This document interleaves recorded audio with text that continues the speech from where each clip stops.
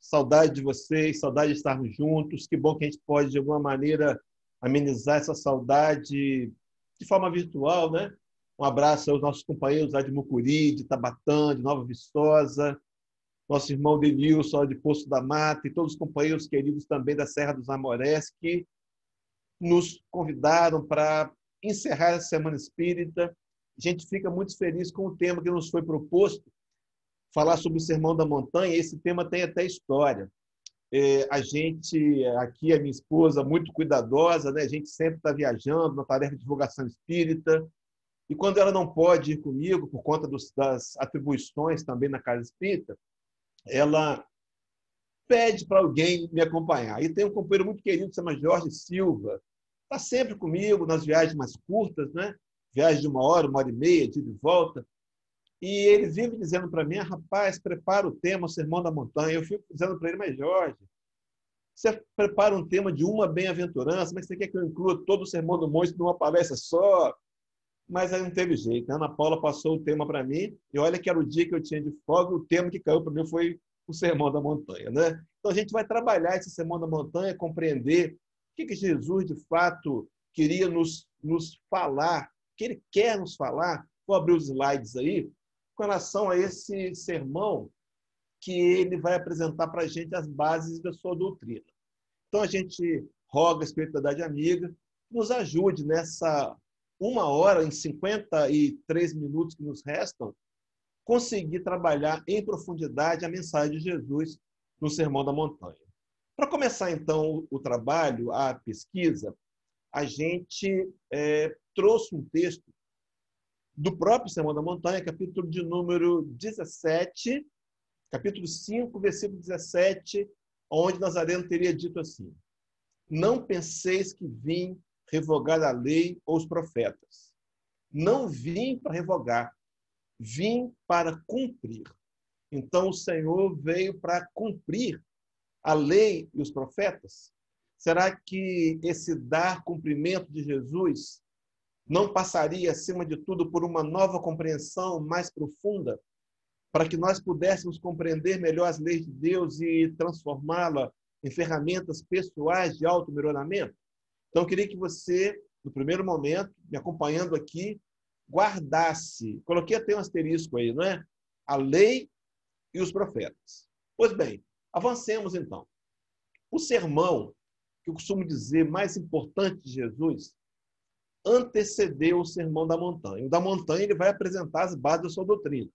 Mas o mais importante sermão do Cristo está trazido lá em Mateus 4,17. O texto bíblico diz que desde então começou Jesus a pregar e a dizer: arrependei-vos, porque é chegado o reino de Deus. Essa mensagem do Cristo, ela nos consola profundamente, porque ele fala, em primeiro lugar, de arrependimento. Meu irmão, minha irmã, escuta o que eu vou dizer com o coração. Não importa qual seja a minha condição moral desse momento, não importa a minha história pregressa, não importa as dificuldades que enfrentei, as escolhas mal-sucedidas, nós podemos nos arrepender. E arrependimento significa voltar atrás, se corrigir, começar de novo. A todos nós, é facultado o direito, trazido pelo Mestre da Galileia, de arrependimento. Mas talvez a nossa rebeldia de espíritos ainda infantis, poderíamos nos perguntar: vou voltar atrás por quê? E ele diz: porque é chegado o reino dos céus. A proposta de Jesus foi nos apresentar o reino de Deus e mostrar para a gente a realidade espiritual. Pois bem, dito isso, essa nova realidade exigiria um novo código de valores. Vou dar um exemplo muito comum. A empresa vai mudar o software para execução das tarefas. Então, há uma preparação, há um treinamento para que as pessoas, os trabalhadores, conheçam o novo software, para que eles possam se adaptar àquela nova mudança. De tal maneira, semelhante a estas, quando Jesus em propor uma realidade espiritual, ele apresentou um código de valores novos. Esse código seria as bases da sua doutrina, a doutrina de amor, que nós sabemos ser a segunda grande revelação. E esse código foi apresentado no Sermão do Monte. Então, a gente encontra no Sermão da Montanha todo o resumo da obra, da apresentação da obra de Jesus. Quero contar uma história de Mahatma Gandhi. Não sei se os companheiros sabem, Mahatma Gandhi, diante de uma proposta feita, esse que foi um dos que trabalhava ações de não violência, apresentaram para Mahatma Gandhi o Sermão da Montanha. E veja, Gandhi não vinha, ele não sabia que era o missionário de Jesus em terras não cristãs. Mas ele não se furtou a ler o sermão. Curioso, né? Porque às vezes a gente tem um certo preconceito, essa literatura eu não leio, aquela eu não leio. Talvez Gandhi soubesse de forma inconsciente a fala de Paulo de Tarso escrevendo aos Coríntios, que dizia para a gente: examinai tudo e retendes o que for bom. Não podemos, é preciso sim, meus irmãos, ler literaturas paralelas, é claro, passando pelo filtro das obras básicas de Kardec.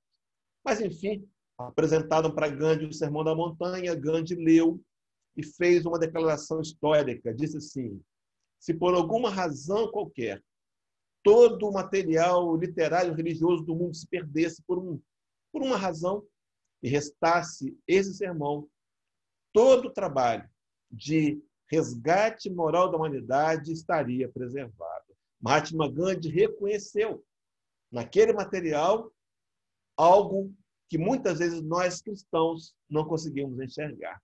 Há uma história, historiadores contam que um certo soldado britânico teria esbofeteado a face de Gandhi por 3 vezes e depois lhe indagou dizendo assim: quem te ensinou a ser tão vil? Vil aqui como inútil, aquele que não tem uma função, que não é benquisto? E Gandhi disse assim, apontando o crucifixo que o soldado carregava preso a uma corrente no pescoço, disse-lhe: foi esse aí que tu tens crucificado. Quantas vezes, meus irmãos, nós temos mantido Jesus crucificado em nossos corações. Mas a proposta do Sermão da Montanha é trazê-lo de forma intensamente viva e desafiadora, para que, compreendendo um pouco mais sobre a sua doutrina, possamos trazê-la para o nosso dia a dia. Há um exemplo paralelo com o de Gandhi aí, livro Boa Nova, capítulo 15, falando de João de Cusa, e aquela velha discípula está sendo incendiada porque não negou Jesus, e o soldado e um dos valentes que estavam ali diziam: o teu Cristo soube apenas ensinar-te a morrer? Perguntou um dos verdugos. E a velha discípula, concentrando a sua capacidade de resistência, ainda teve forças para murmurar: não apenas a morrer, mas também a vos amar. E foi nessa hora, nesse instante, que ela sentiu a mão consoladora de Jesus, o Mestre, lhe tocava suavemente os ombros e lhe escutou a voz carinhosa e inesquecível: tem bom ânimo, Joana, eu estou aqui.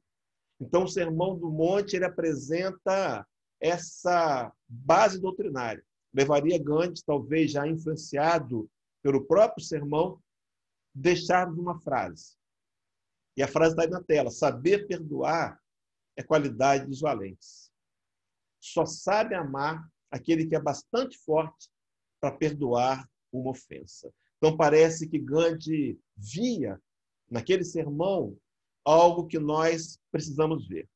Algo que a doutrina espírita vem tentando mostrar de novo para a gente.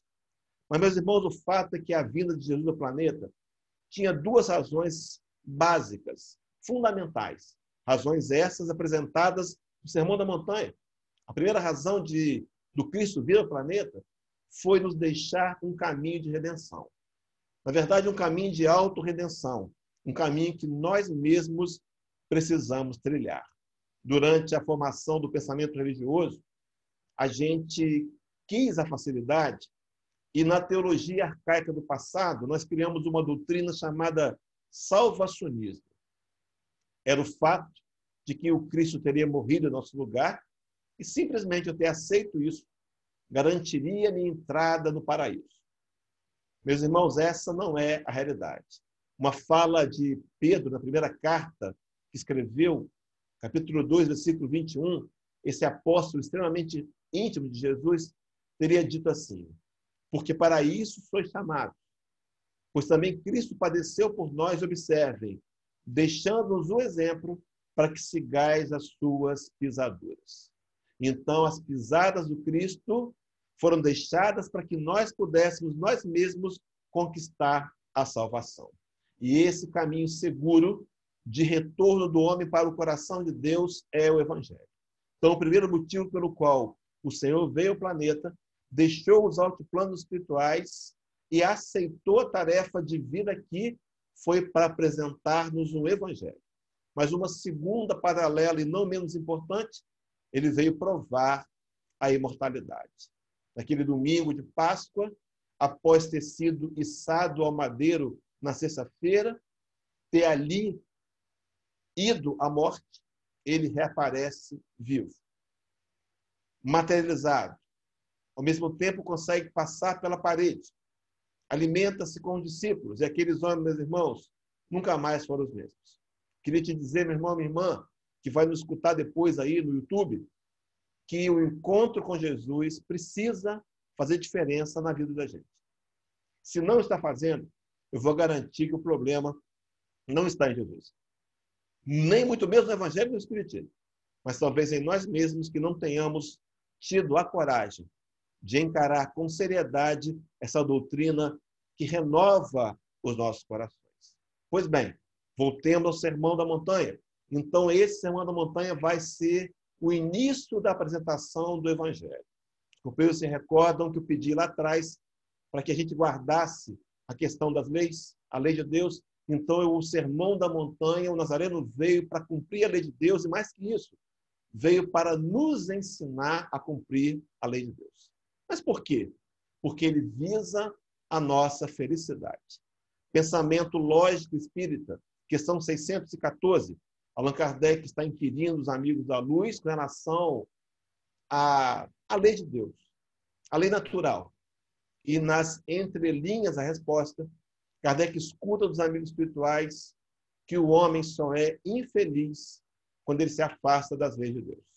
Meu irmão, minha irmã, felicidade verdadeira será a adesão voluntária à prática das leis de Deus, que, claro, que passa pelo conhecimento, pelo estudo, pela pesquisa, mas o grande desafio será transformar conhecimento em atitudes cotidianas.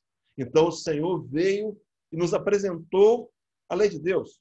No entanto, meus irmãos, como diz João Evangelista, capítulo 1 do Evangelho de João, versículo 11, veio para o que era seu e os seus nós não receberam. Meus irmãos, Nazareno veio ao planeta deixar-nos o Evangelho, deixou-nos, nós não o compreendemos, prova disso é que nós o matamos. Há uma fala de Emmanuel no Pão Nosso, lição número 11, com o título O Bem é Incansável, onde Emmanuel vai dizer assim: relativamente aos nossos casos pessoais, muitas vezes terá o mestre sentido o espinho da nossa ingratidão, identificando-nos o recuo aos trabalhos da nossa própria iluminação. O grande projeto pessoal para cada um de nós é buscar a evolução moral através da compreensão das leis de Deus. Mas Emmanuel fecha assim dizendo: todavia, nem mesmo verificando-nos os desvios voluntários e criminosos, jamais se esgotou a paciência do Cristo, que nos corrige amando e tolera edificando, abrindo-nos misericordiosos braços para a atividade renovadora. Meu irmão, minha irmã, eu quero voltar lá no começo da palestra. Arrependimento. Nós podemos voltar atrás. Quero te dizer, meu irmão, minha irmã, que não importa qual foi a nossa atitude até aqui. O que vai importar é o que vamos fazer daqui para frente, com esse conteúdo mais explicado, mais detalhado, que se torna desafiador para cada um de nós. Há uma fala de Paulo de Tarso, escrevendo a carta aos Hebreus, capítulo 13, versículo 5, diz assim: sejam vossos costumes sem avareza, contentando-vos com o que tens. Mas ele diz mais, porque ele disse: não te deixarei e nem te desampararei. Apesar de nós termos batido a porta, não aberto para Jesus, ele não desistiu de você, e nem de mim, e nem vai desistir. É uma promessa que ele tem, um compromisso que ele tem com Deus, o Pai maior, que nenhum de todos aqueles que o Pai lhe deu haveria de se perder, mas que todos eles ressuscitariam no último dia. Uma das falas mais consoladoras do Cristo está em Mateus 20, 28, versículo 20, final do versículo, quando, antes do momento da ascensão, o Senhor teria dito que ficaria conosco para sempre, que jamais nos abandonaria. E eis que estou convosco todos os dias, até a consumação dos séculos. É numa combinação de verdades que o Nazareno teria nos dito em João 14, não vos deixarei órfãos, eu rogarei ao Pai, e ele vos dará um outro Consolador, para que fique convosco para sempre. Nós o negamos, nós não o aceitamos, mas ele continua insistindo hoje, atualmente, nesse exato momento conosco. Esse Consolador prometido por Jesus, Allan Kardec, no capítulo 6, no item 4 do Evangelho segundo o Espiritismo, num raciocínio muito lógico, vai provar para a gente, seja esse Espiritismo o Consolador prometido por Jesus, o cristianismo redivivo, a essência, o retorno da essência dos ensinos de Jesus. Era como se fosse o Espiritismo resgatando o Sermão da Montanha. Com que intenção? Nós pudéssemos ser felizes. A grande proposta de Deus é nos ensinar o caminho para que nós possamos conquistar a felicidade em nós mesmos, pela compreensão e pela adesão voluntária a essas mesmas leis. Então, qual é a proposta dessa noite? Nós vamos fazer um link entre as leis de Deus e o Sermão da Montanha. As leis de Deus apresentadas aqui na parte terceira do Livro dos Espíritos, que tem como título das leis morais. Allan Kardec introduz esse capítulo, essa parte 3, fazendo a questão 648. Kardec, um espírito de imensa envergadura moral, da equipe do Espírito de Verdade, da porção dos encarnados, apresenta a espiritualidade, 10 nomenclaturas, propõe. Essas nomenclaturas podem servir como sendo as leis de Deus. Os benfeitores analisam o texto e concordam com ele. E dizem, e a proposta é, a primeira lei, adoração, a segunda, lei de trabalho, a terceira, uma lei de reprodução, a quarta, conservação, quinta, destruição, sexta, lei de sociedade, a sétima, lei de progresso, a oitava, a lei de igualdade, a nona, a lei de liberdade e, por fim, a lei de justiça, amor e caridade. Diante da proposta, os amigos espirituais vão dizer a Kardec que a mais importante de todas as leis é a lei de justiça, amor e caridade. Pois bem, queridos, será que essas leis estão contidas no Sermão da Montanha? Vamos observar que sim. Mas nós não entendemos. Então veio a doutrina espírita para fazer-nos entender, a fim de que possamos agora, com o entendimento mais dilatado, nos sentirmos capazes de fazer a parte que nos compete para alcançar a felicidade. Meu irmão, minha irmã, o que está em jogo aqui é a nossa felicidade. É a paz de espírito, é a harmonia interna, o equilíbrio, o contentamento com as coisas, que só podem ser extraídas através do cumprimento da lei de Deus. Então, a primeira lei está trabalhada, a lei de adoração, que Allan Kardec vai trabalhar no Evangelho, no Livro dos Espíritos, na questão 649, que introduz o objetivo da adoração, perguntando aos amigos espirituais, em que consiste a adoração? E os espíritos respondem, na elevação do pensamento a Deus. Deste, pela adoração, aproxima o homem à sua alma. Então, através da adoração a Deus, o homem aproxima-se de Deus e sacia, meus irmãos, aquela sede, aquela profunda sede que os filhos de Corá, no Salmos 42, versículo 2, seria dito, a minha alma tem sede de Deus, do Deus vivo. Até quando, Senhor, ficarei afastado da tua face? A primeira lei, a de adoração. E vamos encontrá-la no Sermão da Montanha. capítulo 6, versículo 9. Esse capítulo, versículo 9 em diante, vai nos mostrar a oração dominical apresentada por Jesus. Ele fazia o sermão e alguém lhe interpela, talvez afoito: Senhor, nos ensina a orar. Ele podia muito bem ter dito: olha, espera um bocadinho que eu estou fazendo um discurso aqui, daqui a pouco eu te atendo. Não, ele interrompe. Ele conhecia a necessidade daqueles que o procuravam.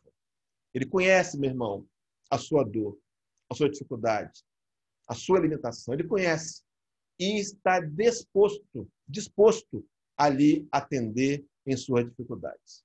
Mas ele ensinou a orar dizendo assim: portanto, vós orareis assim: Pai nosso que estás no céu, santificado seja o vosso nome. Santificado, meu irmão, tem a ver com o reconhecimento como divino.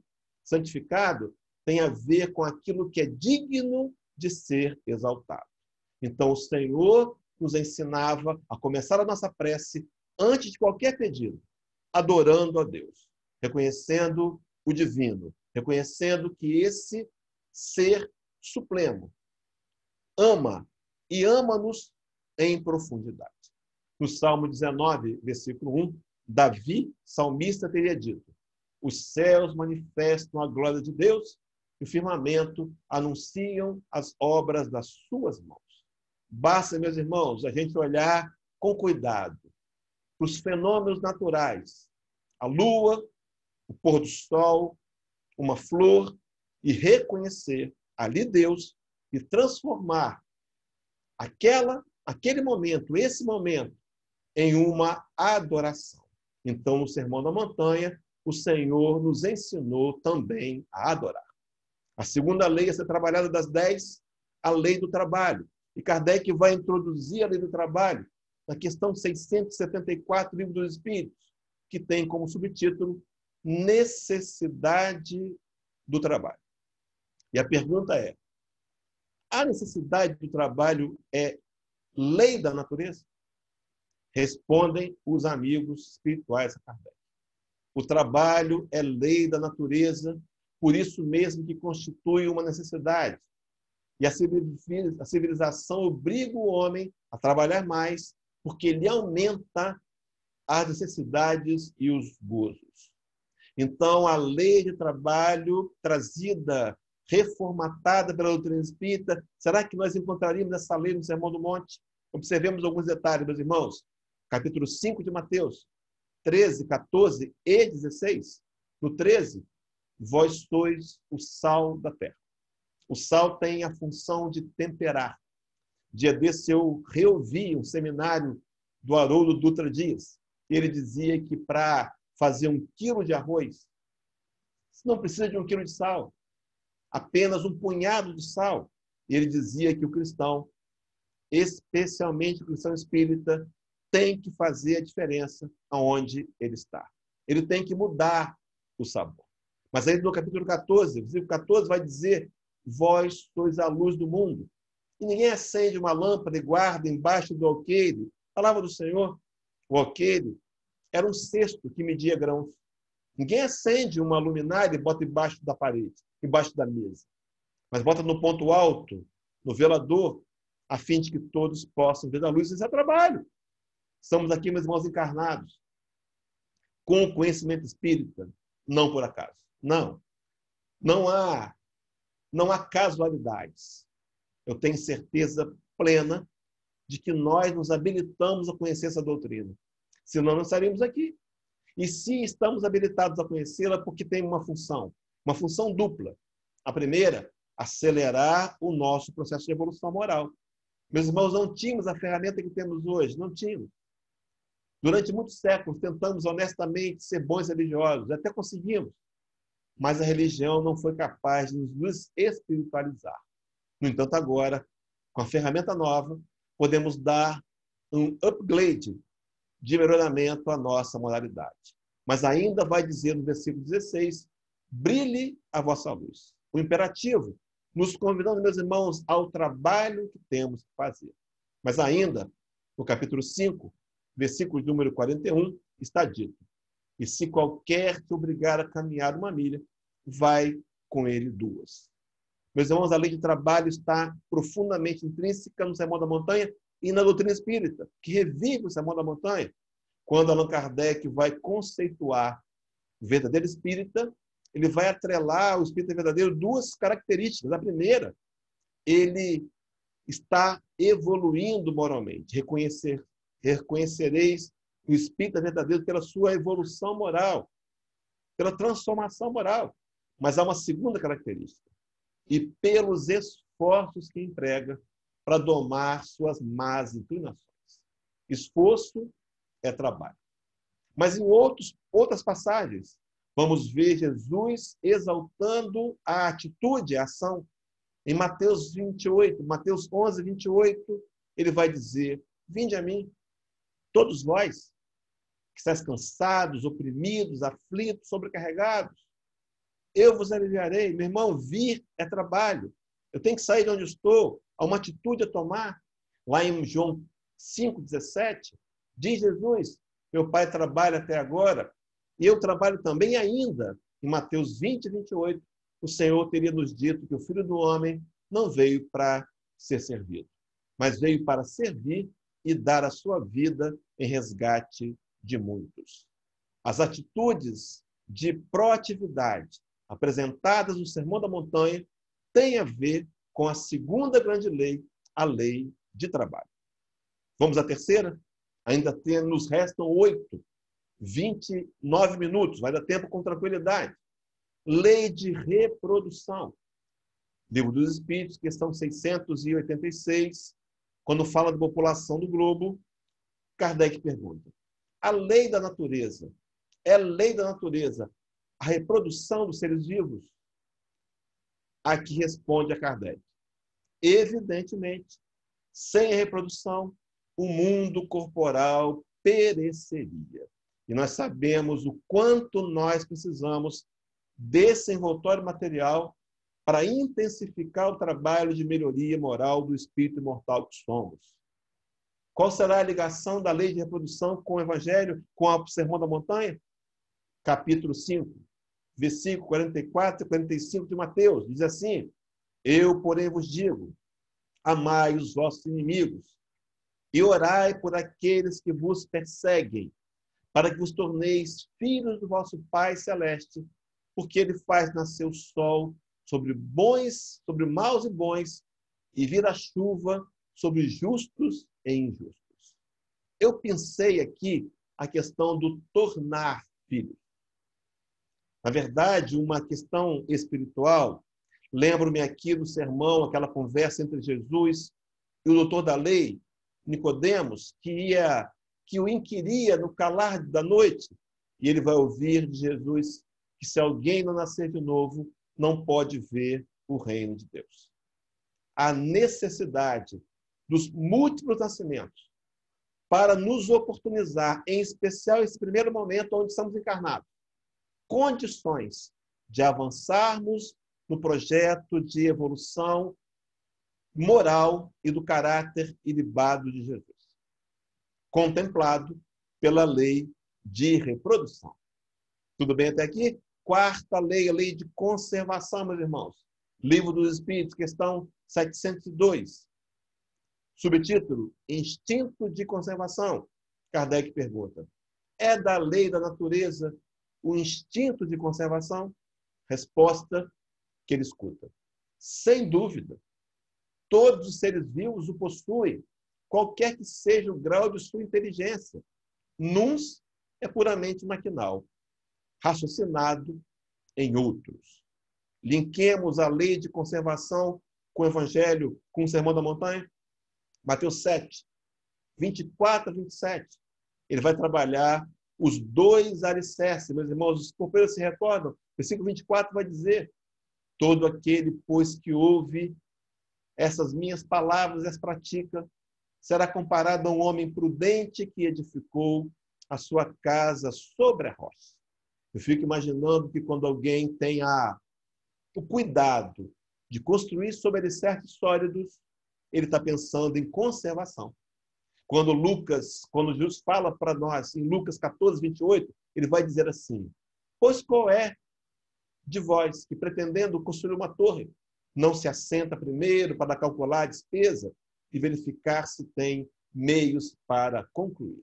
É claro que aqui também tem a ver com prudência, mas a ideia de uma preparação sólida para que os nossos empreendimentos perdurem. Meus irmãos, isso é conservação diretamente intrínseco no Sermão da Montanha. A quinta lei, também contemplada no sermão, destruição. A questão que Kardec faz é 728, destruição necessária e abusiva. Ele pergunta, é da lei da natureza a destruição? Responde os espíritos, preciso é que tudo se destrua para renascer e se regenerar. Porque o que chamais destruição não passa de uma transformação que tem por fim a renovação e a melhoria dos seres vivos. Em Mateus 6, versículo de 25 a 34, vamos encontrar como subtítulo a ansiosa solicitude da vida. E o Nazareno vai nos dizer assim, por isso vos digo, não andeis cuidadosos quanto à vossa vida. Há traduções que dizem, não andeis ansiosos pelo que haveis de comer ou pelo que haveis de beber, nem tão quanto ao vosso corpo, pelo que haveis de vestir. E completa assim, não é a vida mais do que o mantimento, e o corpo mais do que a vestimenta? Meus irmãos, quantas roupas nós gostávamos tanto, e que envelheceram, e que apodreceram com o tempo, e que sofreram a necessária e real destruição. Destruição como sendo algo natural, necessário para a evolução e aprimoramento, tanto do corpo material, que vem evoluindo ao longo das encarnações, criando uma nova raça mais duradoura, como também das questões linkadas com a moralidade. Emmanuel, em Palavra de Vida Eterna, lição 47, teria dito assim, e por mais amplas que sejam as possibilidades, tornarás uma só refeição e vestirás um só traje de cada vez nas tarefas do dia a dia. Linkava Jesus a ideia de uma preocupação excessiva com o material, nos convidando a olhar primeiro as questões espirituais, porque ele sabia que tudo que é material perece, envelhece, troca de mãos e não são itens do nosso patrimônio imperecível. Na lei de destruição, para concluir e adentrarmos a sexta lei, a Boa Nova, o livro Boa Nova, capítulo 30. Maria morando em Éfeso, no alto da colina, na choupana, na casa de João Evangelista, ela teria dito, isto também passa. Dizia Maria, carinhosamente, só o reino de Deus é bastante forte para nunca passar de nossas almas, como eterna realização do amor celestial. Maria já teria compreendido a essência do ensino do Cristo, que dizia que o reino de Deus está dentro de cada um de nós. E o trabalho, meu irmão, para a construção desse reino, de novos valores, desafiadores, valores do perdão, da tolerância, compreensão, camaradagem, honestidade e tantos outros, são decisões e escolhas pessoais. Sexta lei, lei de sociedade. Kardec vai introduzir no Livro dos Espíritos, na questão 766, onde é abordada a necessidade da vida social. Pergunta Kardec, a vida social está em a natureza? Resposta, certamente. Deus fez o homem para viver em sociedade. Não lhe deu inutilmente a palavra e todas as outras faculdades necessárias à vida de relação. Senão não teria lhe dado. Meus irmãos, a vida de sociedade é necessária. Linkemos com o Sermão da Montanha, capítulo 6, começando no versículo 9, a primeira parte, e o versículo 19. O primeiro diz assim, portanto, vós orareis assim, Pai nosso. Meus irmãos, eu imagino que todos nós que vamos ver essa live depois pelo YouTube, por mais que não tenhamos uma fé, não professamos uma religião, em algum momento da vida oramos o Pai Nosso. Talvez tenhamos ido a um sepultamento, a um velório, e alguém nos convidou a fazer a oração que Cristo ensinou-nos, e nós fizemos. Quando declaramos Pai Nosso, estamos compreendendo que somos todos irmãos e que pertencemos a uma família universal. E essa família, meus irmãos, independente se conhecemos ou não, se temos afinidades ou não, ela nos garante que todos nós somos irmãos. E o versículo 19, do mesmo capítulo 6, vai dizer: não ajunteis tesouros na terra. Meu irmão, se eu não vou juntar o tesouro, alguma razão tem que ter. E essa razão eu encontrei numa fala de Paulo de Tarso, na carta aos Efésios, capítulo 4, versículo 28, onde Paulo de Tarso vai falar da nova criatura. Essa nova criatura que lá em 2 Coríntios 5,17, ele vai dizer assim: aquele que está em Cristo, nova criatura é. As coisas velhas passaram, eis que tudo se fez novo. Esse mesmo Paulo de Tarso, que criou a designação nova criatura, vai mais tarde, na codificação de Kardec, assinando agora como Paulo apóstolo, ajudar Kardec a criar a designação homem de bem. Homem de bem e nova criatura, as mesmas pessoas. E veja o que disse Paulo aos Efésios: aquele que furtava, não furta mais, antes trabalhe, fazendo com as mãos o que é bom, para que tenha o que repartir com o que tiver necessidade.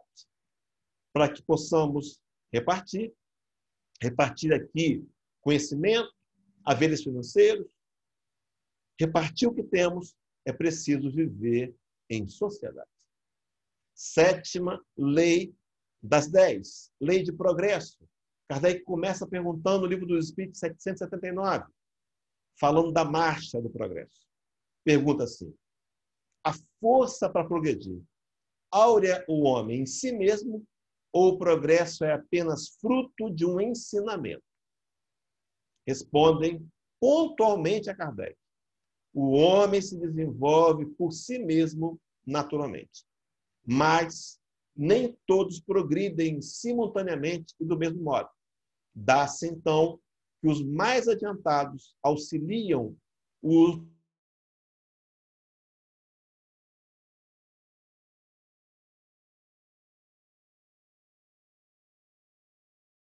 progresso através da ajuda que damos ao outro na lei de sociedade.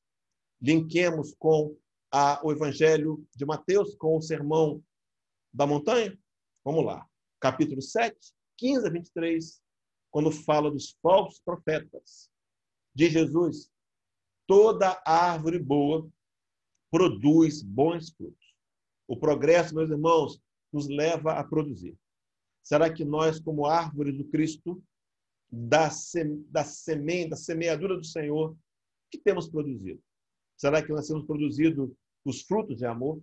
Ele nos disse no Evangelho de João, capítulo 13, versículo 35, que os seus discípulos seriam reconhecidos por muito amarem.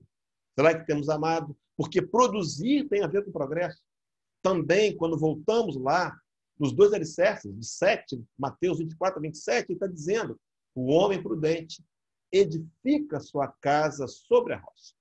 Edificação é uma obra, é uma construção, e isso requer trabalho que está linkado a progresso.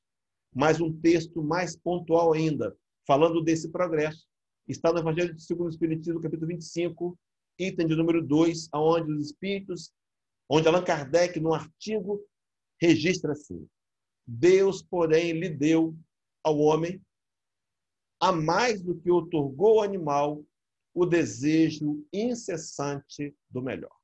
A lei de progresso, nos convidando a investimento para que materialmente e espiritualmente possamos todos nós, como coletividade e individualidade, avançar.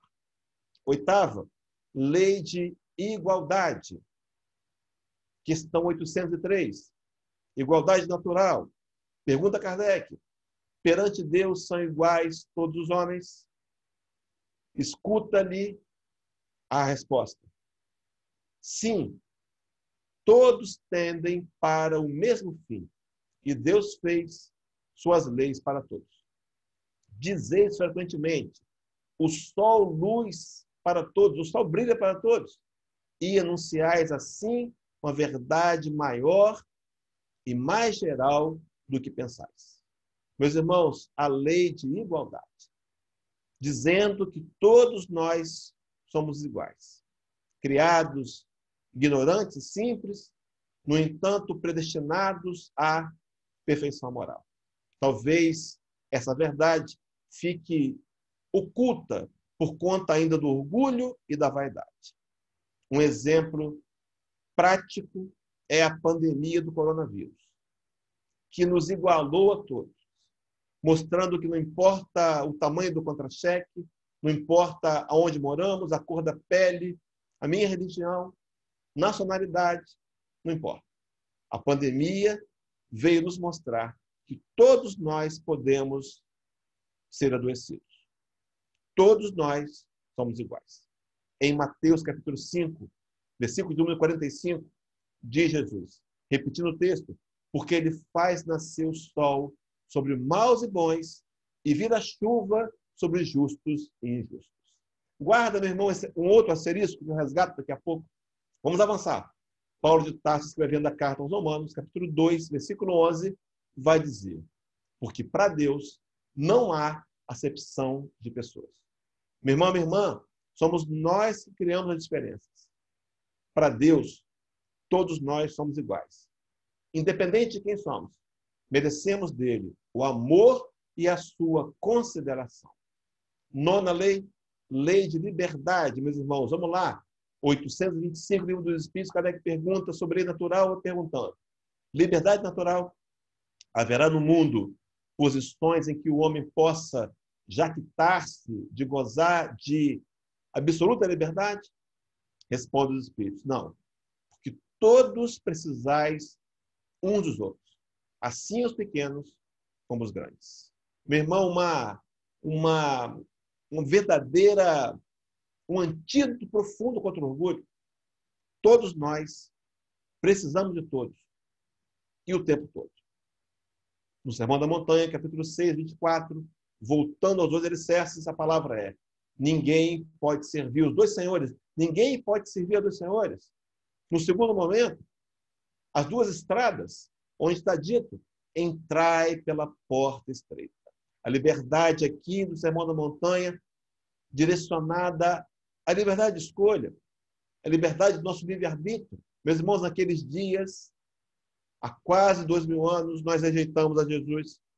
Os séculos passaram.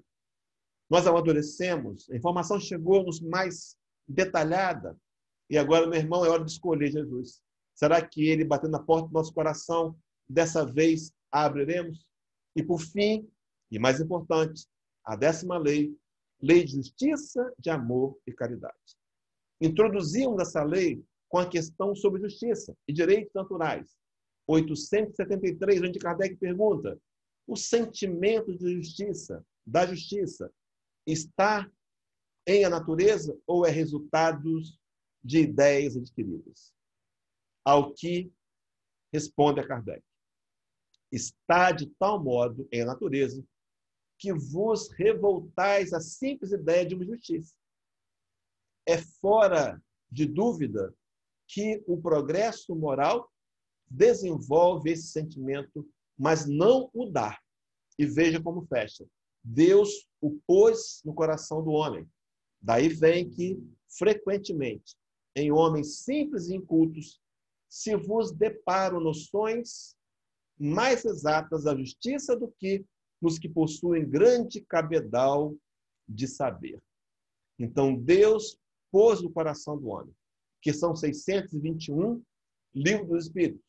Onde está escrita a lei de Deus? Responde os benfeitores na consciência. Desde, meu irmão, minha irmã, aquela primeira encarnação nominal, desde a primeira, Deus grafou na nossa consciência as suas leis. Talvez o trabalho seja agora com a compreensão externa do Sermão da Montanha, revisto pelo Espiritismo, mergulhar no trabalho dentro de nós mesmos. O reino, a paz interior, a felicidade, não pode vir de questões externas. Durante muitos séculos tentamos matar a sede da alma com a matéria e o resultado foram frustrações. É preciso compreender a lei de Deus e corajosamente aplicarmos no nosso cotidiano. No trabalho, na família, nos negócios, no trânsito, o tempo todo, a fim de que, aplicando a lei, possamos recolher a verdadeira felicidade. Então, há em nós um senso inato de justiça. Será que podemos linká-lo com o Sermão da Montanha? Vamos lá. 2 momentos. Na verdade, 3 momentos. Capítulo 5, versículo 6, capítulo 7, versículo 12, e o versículo, capítulo 5, versículo 43 a 44.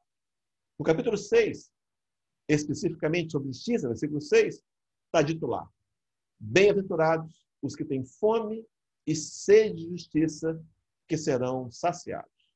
O Senhor exaltava quando nós vemos uma injustiça e nos indignamos com ela, quando já nos incomoda a impunidade. No entanto, ele revela-nos que seremos saciados.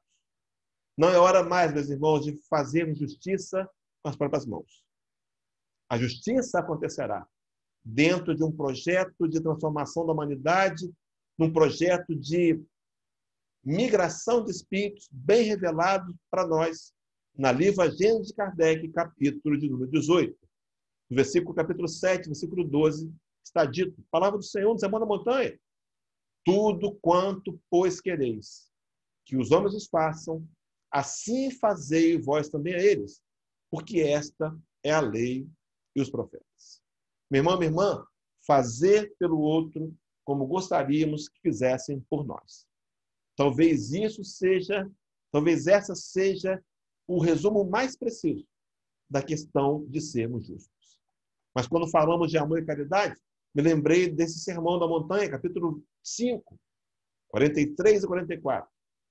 Ouviste o que foi dito: amarás o teu próximo e odiarás o teu inimigo. Aprendemos a odiar, meus irmãos. No entanto, lembro a isso que eu coloquei lá atrás, podemos resgatá-lo aqui: o teu inimigo nos pertence. Somos uma família, todos irmãos. Consciente disso ou não?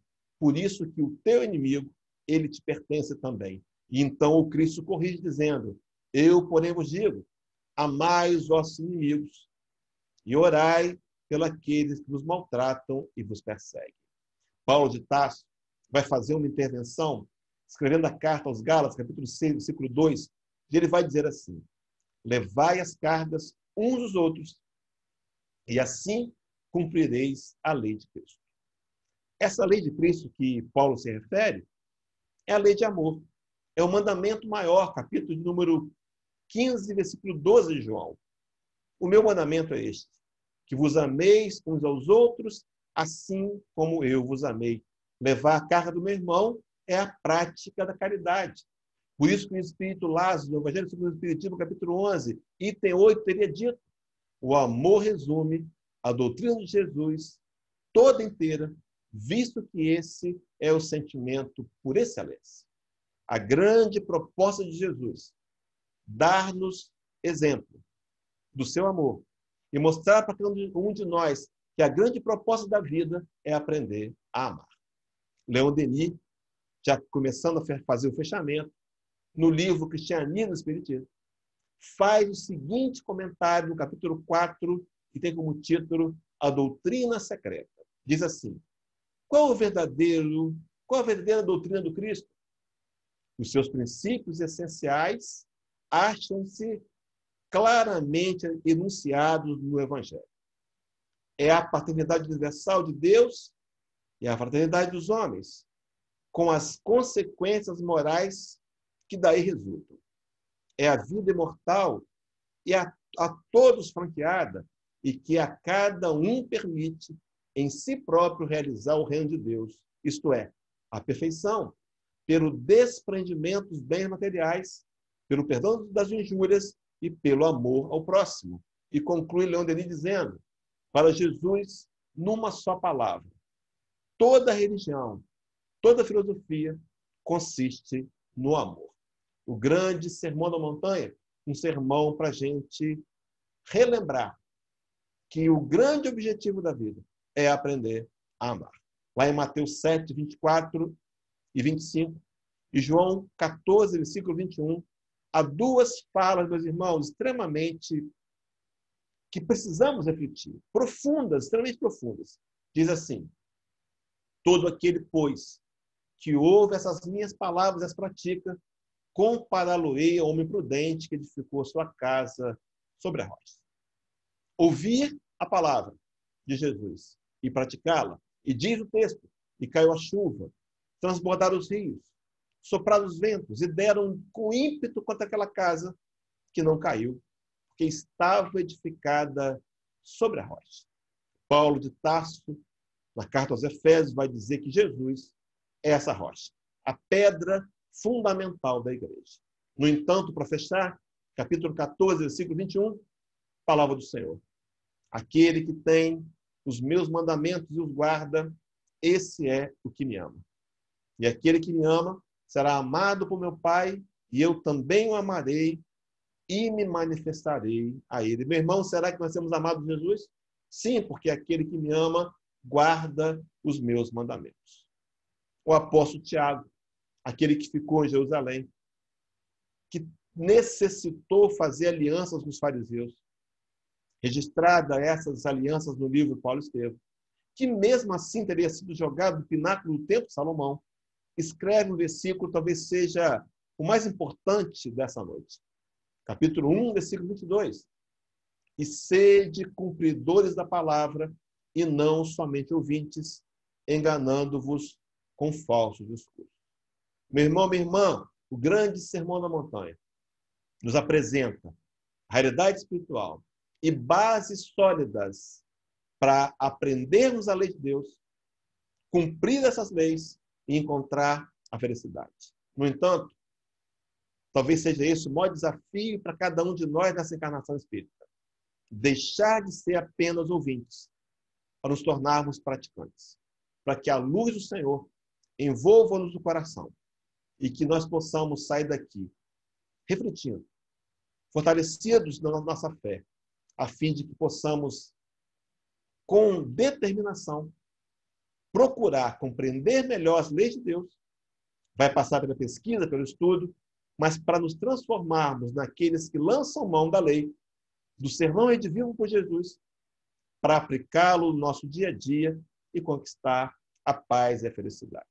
Que possa, então, esse amigo de todas as horas nos envolver nas suas emanações de amor e nos fortalecer em nossos propósitos mais nobres e o nosso objetivo de galgar a escalada em direção a um dia aprender a amar nos mesmos moldes que ele amou.